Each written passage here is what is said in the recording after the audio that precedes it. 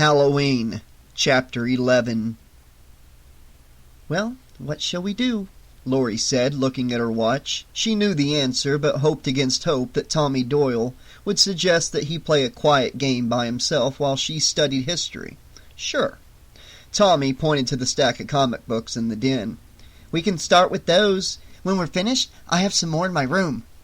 "And what happens when we finish those?" Laurie said sarcastically. "Well, I have a big stack of old ones in my closet," he said. "I thought you might," she sighed. They sat down in a small sofa, and Laurie took a comic book off the top of the stack. "How now?" cried Arthur. "What does it mean?" he cried. "Why is he crying, Laurie?" "He's not crying, Tommy. A cry also means a shout." "How now?" cried Arthur. "Then none may pass this way without a fight." "Just so," answered the knight in a bold and haughty manner. She rattled the comic book. "Stop squirming, Tommy. What's the matter?" "I don't like that story." "I thought King Arthur was your favorite." "Not any more." "Can you keep a secret, Laurie?" "Sure, Tommy." He fell to his hands and knees and reached under the sofa, producing another stack of comics. "Why are they under there?"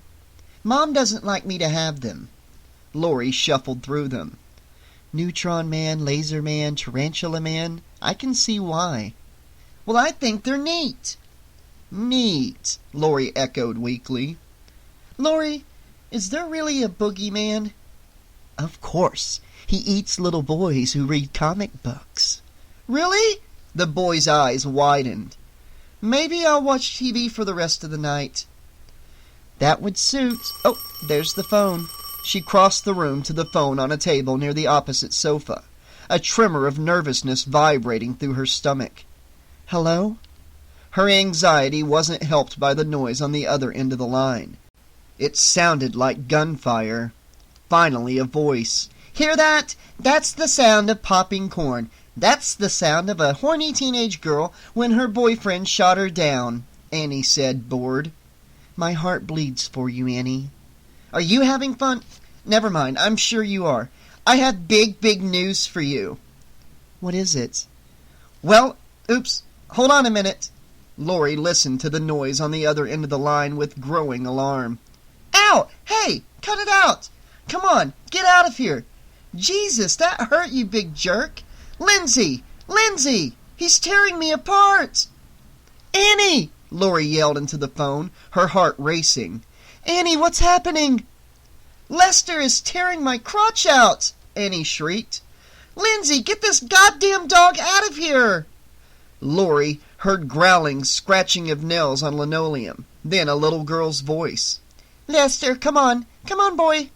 Annie came back on the phone, panting. "I hate that dog. I'm the only person in the world he doesn't like." "It sounds like he likes you a lot," Laurie laughed. "Nah, he's just a Mel. Goes for the crotch every time." "Well, that's probably the only action I'm going to see tonight, so maybe I shouldn't knock it." "Annie, you are too gross for words. So what's this big news?" "Would you believe you're going to the homecoming dance tomorrow night?" "Not only wouldn't I believe it," Laurie said, "I'd say you must have the wrong number."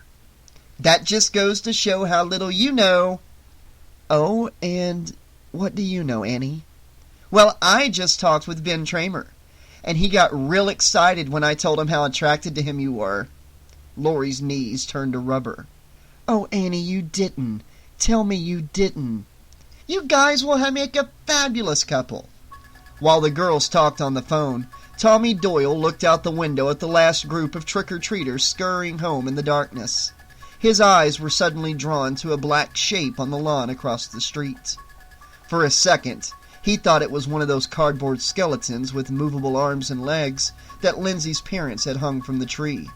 No, it was too big, too three-dimensional. It stood there, gazing at his house, gazing directly at him. Not moving, but definitely a living human. Definitely not cardboard. Tommy gulped and turned away. Laurie was still on the phone. Tommy tugged on her shirt tail. "Laurie?" I'm so embarrassed, Lori was saying. I couldn't face him. I don't know if I could ever go back to school. I'm so embarrassed, Annie. You'll have to, Annie said. He's calling you tomorrow to find out what time to pick you up. Annie, no, how could you? Hold on, she responded to the tug on her shirt tail. Tommy, I'm in the middle of a really important call. I know, but Lori, the boogeyman is outside. Come here and look. Don't go away, Annie. I have to check out the boogeyman. Ask him if he feels like getting laid, Annie said. Lori crossed to the window where Tommy stood, holding the curtains apart. There's nobody there, Tommy. There was. I'm sure. How about go to the living room and watch some TV? There's a whole bunch of horror movies on tonight. She turned away as Tommy remained at the window, peering into the night. The figure reappeared across the street and drifted toward the Wallace's kitchen window. False alarm, Lori said. Too bad. It might have been different, Annie said. Annie, someday you're going to get into big trouble. I can't wait. Anyway, look, it's simple. You like him, he likes you. All you need is a little push. I'd like to give you a little push off the top of a building. It won't hurt you to go out with him, for God's sake. He's not exactly... Shit! I know he's not exactly... No, I mean... I just spilled melted butter all over myself. I gotta call you back. I just made a mess of myself, as usual. Stand by. Lori heard the sharp click and laughed. Annie was crazy, but she loved her. In fact, she loved her because she was crazy. Underneath the craziness was a warm person and a wonderful friend. Like this Ben Tramer thing. Sure, it was presumptuous of Annie to tell Ben that Lori liked him, but maybe it was all for the best. If Lori wasn't capable of expressing herself to boys, how were they ever going to ask her out? In this day and age, girls were far more forward than ever before. The double standard was falling daily. Maybe Lori would never be able to go as far as some of her friends, like Linda, whom Lori had seen go up to a perfectly strange guy at a bar and say she'd like to ballin'. But at least she could go further in that direction than she did now. And if not, she had Annie doing it for her. It was still horribly embarrassing, but hell, it wouldn't be the worst thing in the world to get a phone call from Ben Tramer. He stood watching the girl talk on the telephone, with her dark curly hair and large breasts. She was not like Judy at all, but that was all right.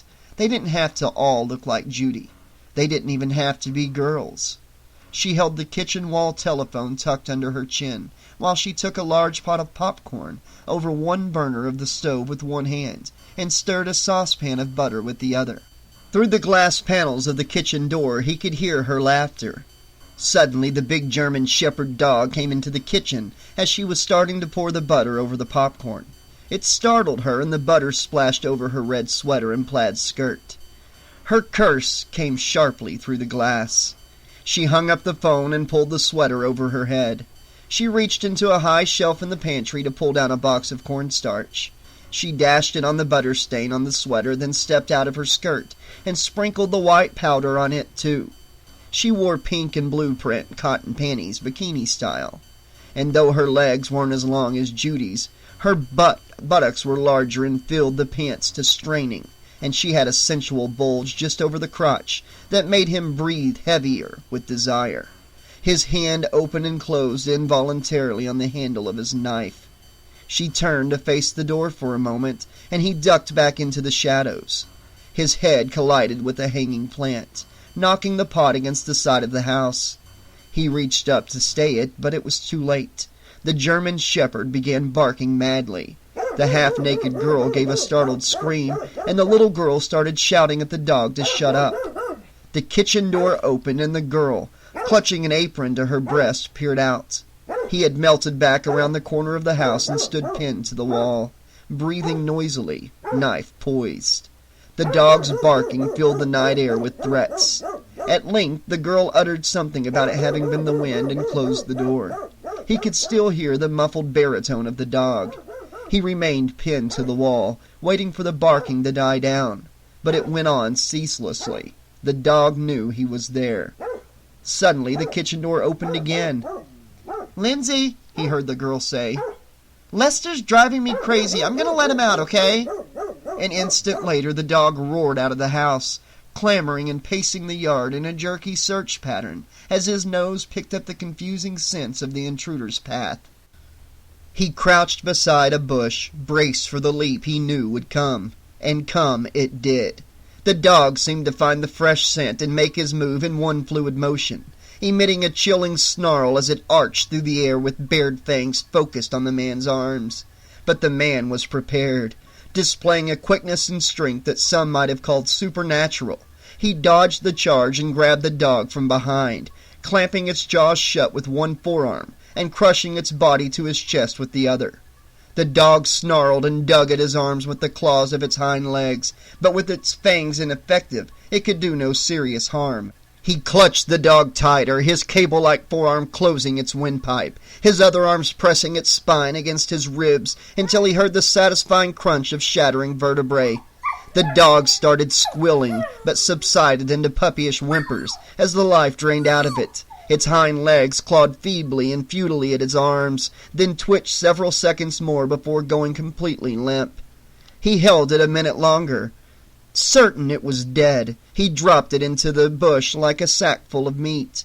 "Lester! Lester!" Annie's voice filled the night and was joined by the ready voice of the little girl. "What do you suppose happened to him?" the little one asked. "I suppose he found a hot date, the lucky dog." "What's a hot date?" he heard the kid as the doors closed again.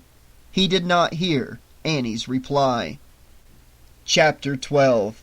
"Where's your laundry room?" Annie asked. She donned one of Mrs. Wallace's robes and stood before Lindsay, who was propped in a sofa before the TV set, eyes fixed hypnotically on the opening credits of The Thing.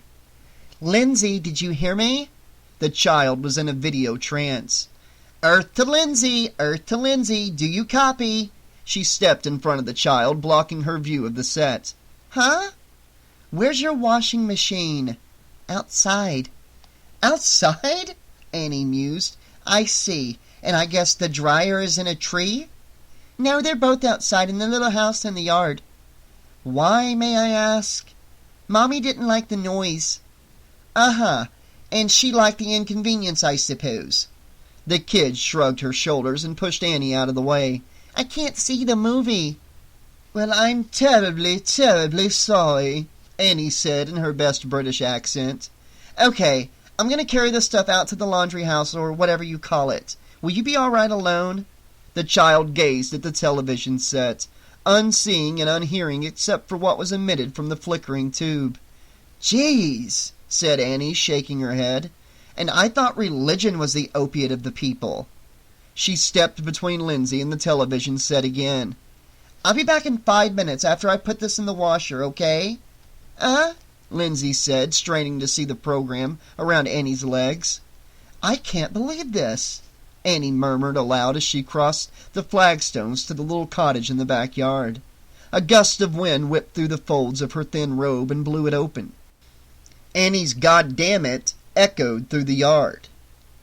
Freeing one hand from the load of laundry and the box of soap, she opened the door and stepped inside, dropping everything on the flat top of the dryer.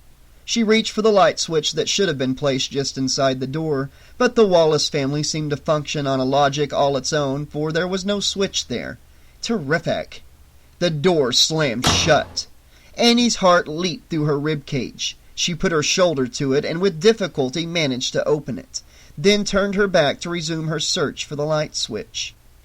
As she did, a face loomed outside the door, its rubbery features made more ghastly by the moonlight that made its sunken eyes and large nostrils absolutely black. The intruder's hand reached for the doorknob as he stared at the robed figure blindly groping for the light switch. Suddenly she found it and flicked the lights on. He jumped back into the cover of darkness, crunching the brittle dead leaves of another bush. The girl's head peered out. "Hello?" Silence. "Who's there?" More silence. "Paul, is this one of your cheap tricks?" Silence again, save the sound of the wind as it blew through the autumn trees. "I guess not," she said, disappointed. "No tricks for Annie tonight." She studied the dials on the washer, talking to herself to keep her jittery nerves under control. "Let's see. Place the clothes inside. That I can do pretty well.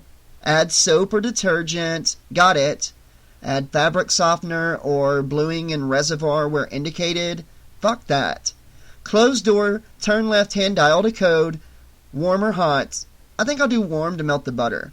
Flip switch to small. Medium or large load. Let's call it small. Jesus, they ought to give a course in laundry at school. Turn right-hand dial to wash. Select number of minutes. Well, Annie, how does 8 minutes sound to you? Wonderful. Pull dial out and get the fuck out of here.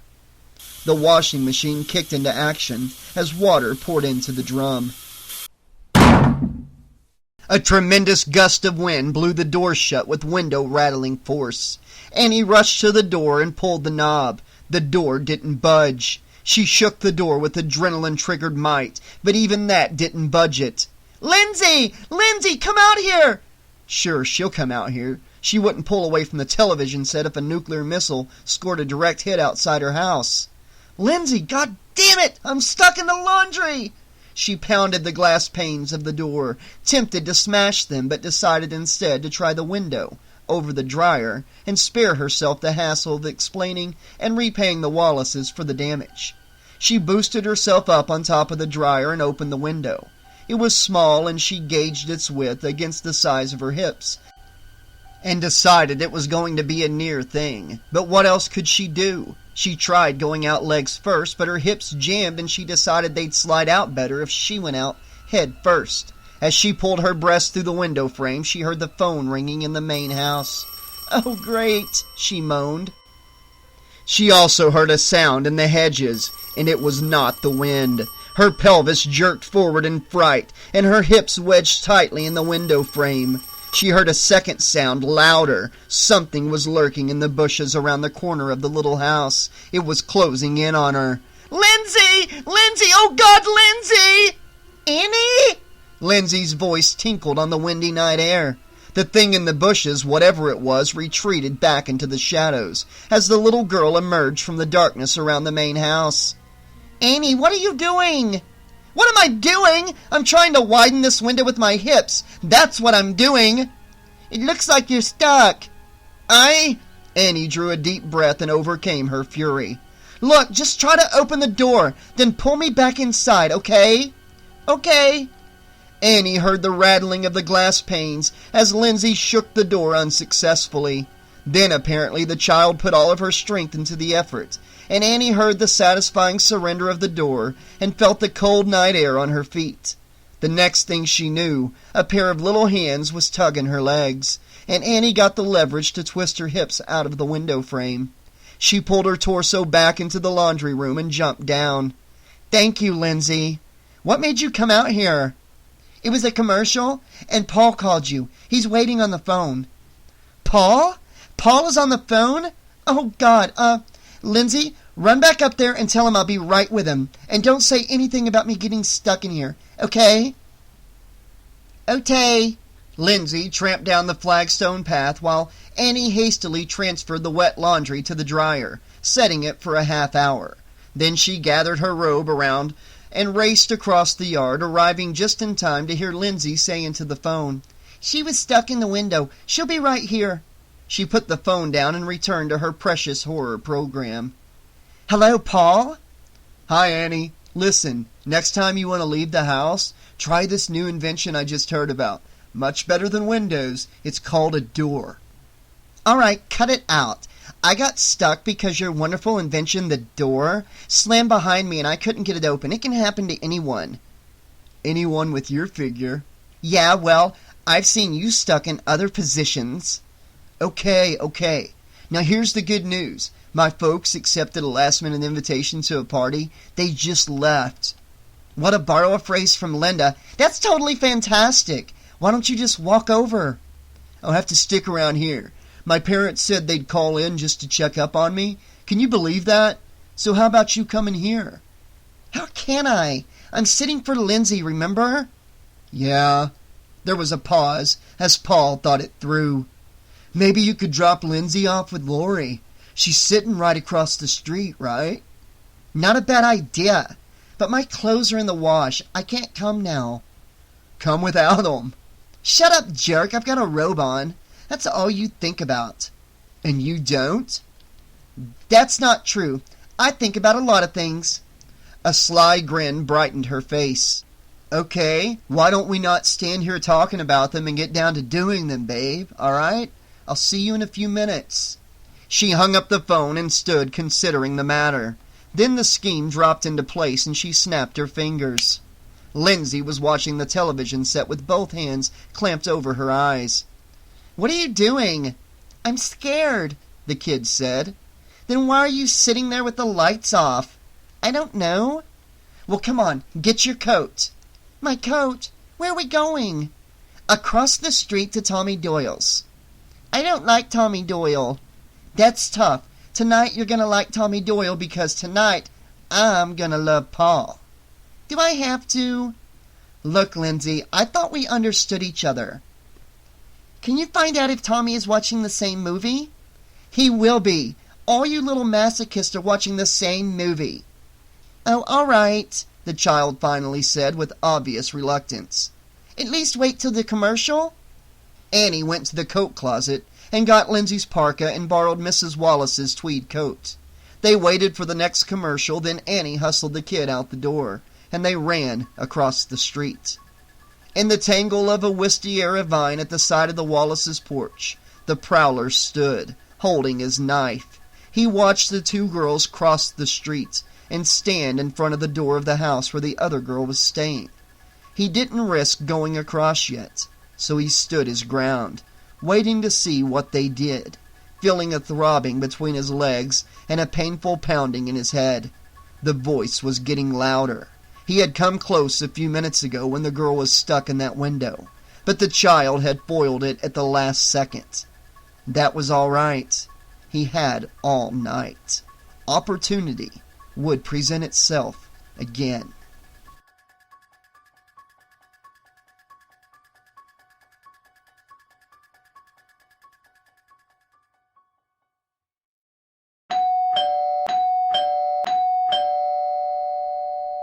Annie rang the doorbell 3 times fast. At last the door opened a crack, and Annie stepped back as the blade of a wicked-looking knife appeared in the door. "Who is it?" That was Laurie's voice behind the knife. "It's me, fool!" "Oh, Annie, thank God. I've been so jumpy." Laurie opened the door wide, lowering the blade, which glistened with orange pulp. Beside her stood Tommy Doyle. "We're making a jack-o'-lantern," Tommy said to Lindsay. "I want to watch TV," Lindsay said, zipping past the boy and into the television room. Laurie looked at her friend's bizarre get-up, a brown tweed coat over a long blue robe. "Fancy," Laurie said. "This was definitely not the way my night was supposed to go," Annie replied, following her into the kitchen. "My clothes are in the wash. I spilled butter down the front of me. I got stuck in a fucking window." "I'm glad you're here because I've been thinking it over and I have something I want you to do. I want you to call up Ben Tramer right now and tell him you were just fooling around." "I can't." "Yes, you can." Laurie gazed at her earnestly, her breast heaving with agitation. "He went out drinking with Mike Godfrey, so he won't be back until late.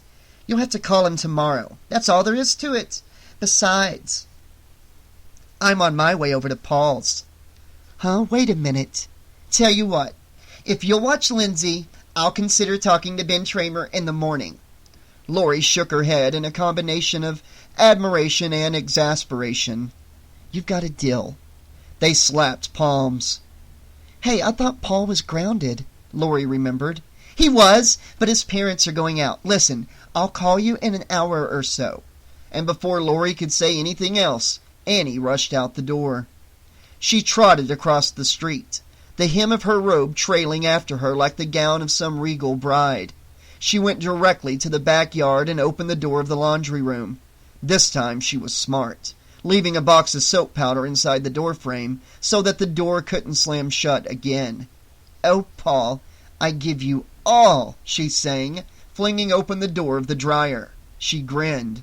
The clothes weren't fluffy dry exactly, but they were dry. She stripped out of the robe and coat, pulled the red sweater on, jiggled into her skirt, and carried the discarded clothes back to the house.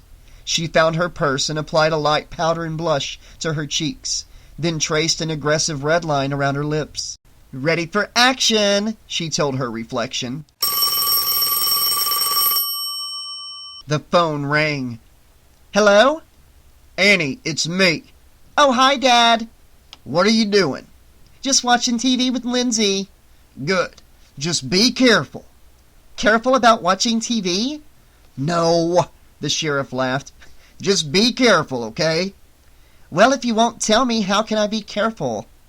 "Keep the doors and windows locked and call if you see or hear anything suspicious."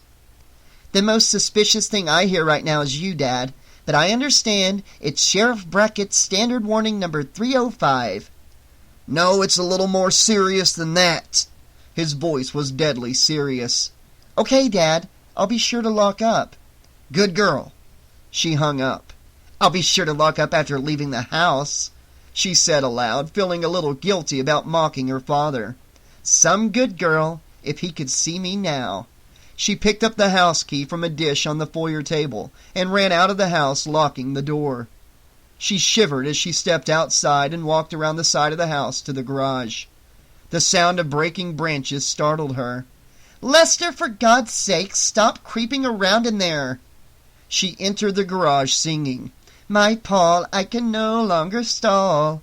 She got into the car and snapped her fingers. "No keys, but please, my Paul, da-dee-da-dee-da." She thought she had left them in the ignition, but obviously they were in her purse. She ran back to the house, found them, and returned to the car. Funny, she thought she'd left the car door closed when she'd left it a moment ago. "The old memory's going," she muttered. "Either that or the doors of the world have declared war on me." She wriggled into the driver's seat and stuck the key in the ignition. Before she could turn it, he sat up in the back seat, massive and powerful, hideous in his rubber Halloween mask. She had time only to glimpse him in the mirror, the beat of her heart cascading into a runaway frenzy. She screamed, but the closed car doors and windows muffled the sound. A second later, his immensely strong forearm was under her chin, crushing her windpipe. She beat and scratched at his arm, but it was futile. Her lungs tried desperately to suck air into her body. In one last effort to free herself, she pressed the horn on the rim of the steering wheel.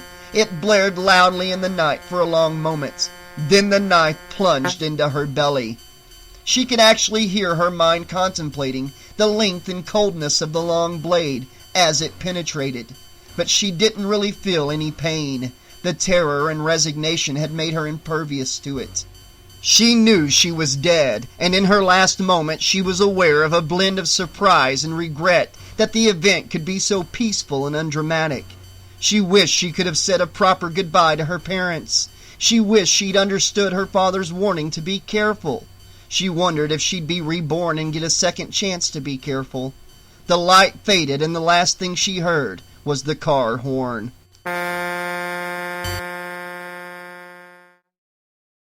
Across the street, the children watched the creature from the black lagoon swim out of its murky lair and glide toward the thrashing white legs of the pretty girl. Laurie was in the kitchen putting the finishing touches on the jack-o'-lantern. Tommy got an idea for a prank. He sidled off the couch and slid behind a window curtain. Lindsay was so totally absorbed in the movie she didn't notice that her friend was no longer by her side. Suddenly, from the drapery behind her, a spooky voice called, "Lindsay! Lindsay!" Lindsay jumped up in her seat. "Who's that? Tommy? Where are you?" She jumped out of her seat and looked around the room, her little heart tripping with fright. She saw a bulge behind the curtain. Behind the curtain, Tommy happened to look out the window at that moment. He saw a huge dark figure with a white, grotesque face, carrying the limp body of a girl out of the Wallace's garage. Tommy felt a surge of fear like none he'd ever known. "The boogeyman!" he cried, trying to charge out of the curtain, but tangling himself in it. He felt something girdling his waist and pounding him. The air was filled with frightened wails. Laurie rushed in and found Lindsay, Tommy, and the curtain tangled together. The children shrieked hysterically. She separated them and tried to hush them, but Tommy kept saying, There he is, the boogeyman, I saw him again, he's over at Lindsay's house, the boogeyman, I'm telling you." Laurie held the boy in her arms. "Come on, Tommy, There's no boogeyman, look." "I won't look." "Me either," said Lindsay, caught between the devil outside or the deep blue sea on the television screen. She chose the devil, but nothing was there. The street was empty. Her house looked the same as it always did. There was nothing, nobody. "I saw him. I'm telling you. He was carrying a dead body." "Tommy, stop it! You're scaring Lindsay!" Laurie shook the boy by the shoulders. "He was big and tall, and his face was like this." He put his fingers in his lips and spread them apart. "I said stop it! There is no boogeyman! There's nothing out there! If you don't quit it, I'm turning off the TV and sending you to bed!" That threat had the desired effect. Tommy walked docilely back to the couch, followed by Lindsay. They sat down as before, taking comfort in the cinematic horror flickering before them. "Nobody believes me," the boy complained under his breath. "I believe you, Tommy," said Lindsay, hugging him. The creature from the Black Lagoon reached out with a disgusting leathery claw and prepared to grapple the ankle of the pretty swimmer. If only Laurie had listened to Tommy.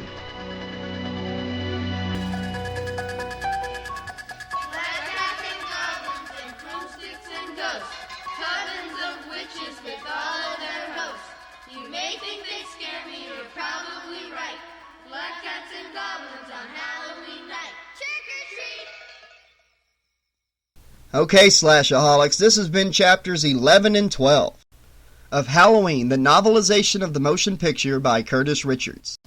Tonight's upload was brought to you by our patrons over on the Patreon page. That's Carl Eakins, Catherine McClear, Sean Campbell, Cecilia Spears, and our newest patron, Hawaii.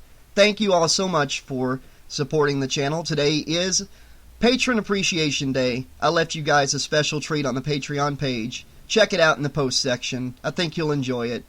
And also, guys, tonight's upload, wow, pretty intense. I mean, all the stalking scenes I thought were well written. They really pulled you into the situation, and they had my heart beating a little bit, wondering what was about to happen, because I know the book deviates from the movie quite a bit.